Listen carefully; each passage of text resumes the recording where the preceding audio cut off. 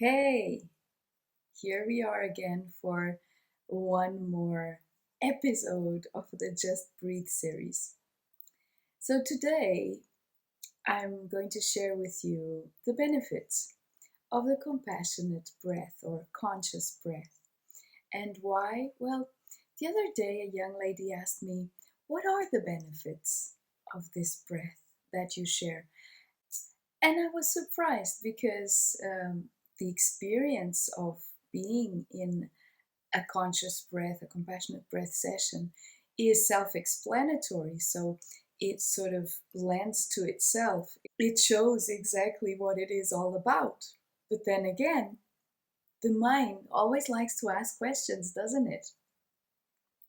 So then it occurred to me, well, I have this whole series called Just Breathe, but I've never really created a short video sharing what are the benefits, though, of course, in all of the sessions, what I'm sharing is from the practice of continuous, compassionate breath. It's actually a way of life.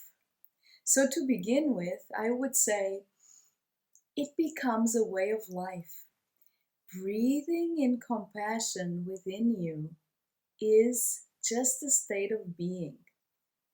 But of course, before it becomes a way of life,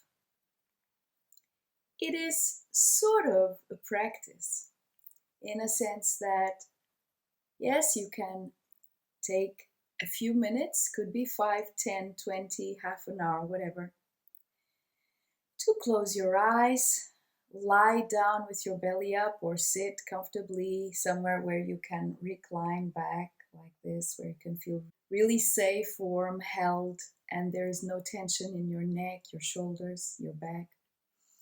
And then you just breathe.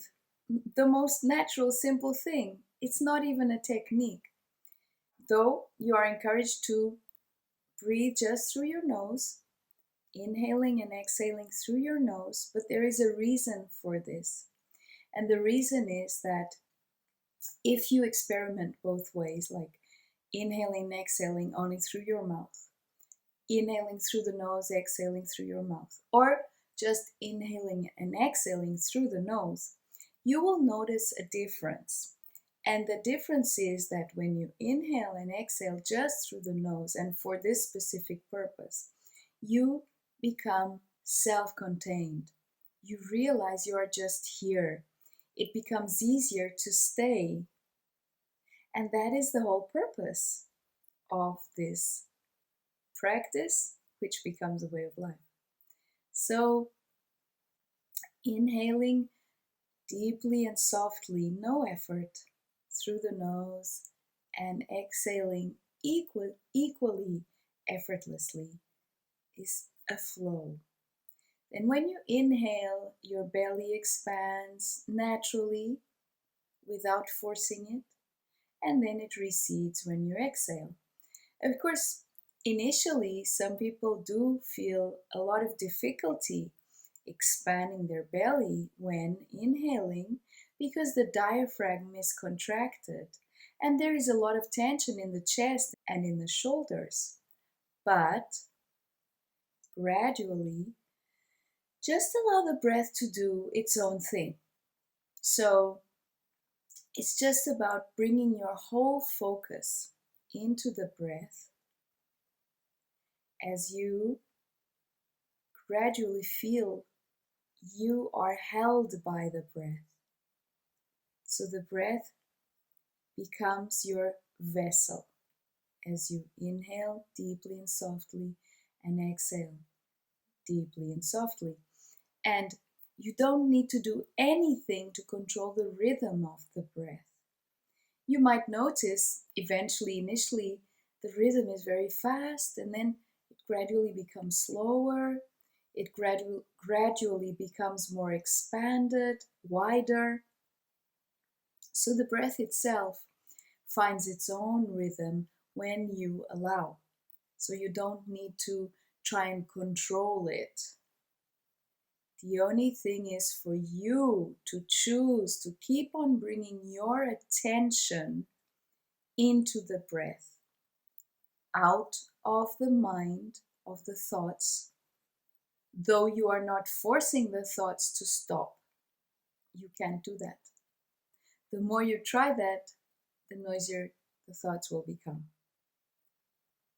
So as you choose to come into the breath, you just allow the thoughts to float on the surface without getting attached to anyone in particular. And you gradually feel yourself falling deeper, deeper into your now moment, deeper into your body. Another important thing is to focus on your center. So your center is the exact center of your body, your gravity center. This is also your connection point to all that you are. And how do you focus on your center? Well, you breathe into that space down below your belly button, which you don't need to know exactly where it is because you will feel it gradually. So you breathe into that space, and without trying to get into it, you allow yourself to be in it. So there's no way you can force yourself into your center. But as you become aware of the breath, aware of your presence, aware of being here, gradually, as you allow, you start feeling this space in your center opening up for you. And so it becomes safe to stay. The invitation through the compassionate breath is to stay here in your body. So it differs from other meditation practices because there is no visualization. There is, however, an invitation to feel beyond the mind, to allow yourself to stay, to allow yourself to become aware of how safe it is in your breath, in your center. So then you can become the compassionate observer of all of your stories, of all of your reality, past, present, and even future. Though the future gradually disappears as you let go of expectations, needs, wants, desires, and so on. This space within your compassionate, conscious breath becomes so all, so safe, that you can let go of your attachment to all that you were holding on to, and so that all of that can come back home. This is home in your breath and dissolve into you.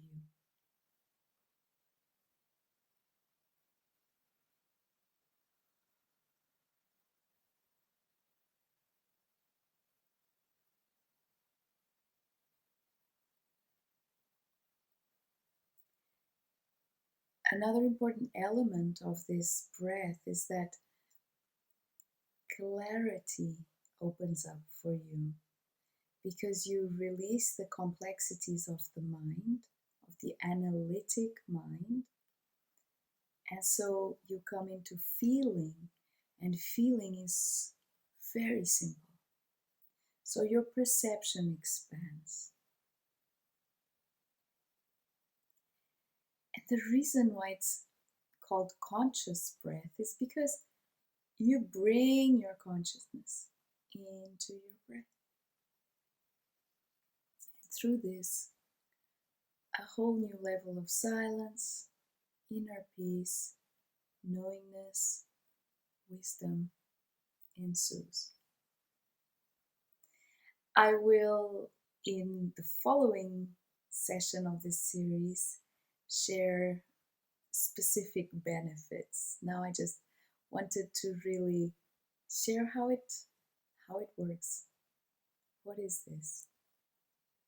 Thank you for listening and see you next time.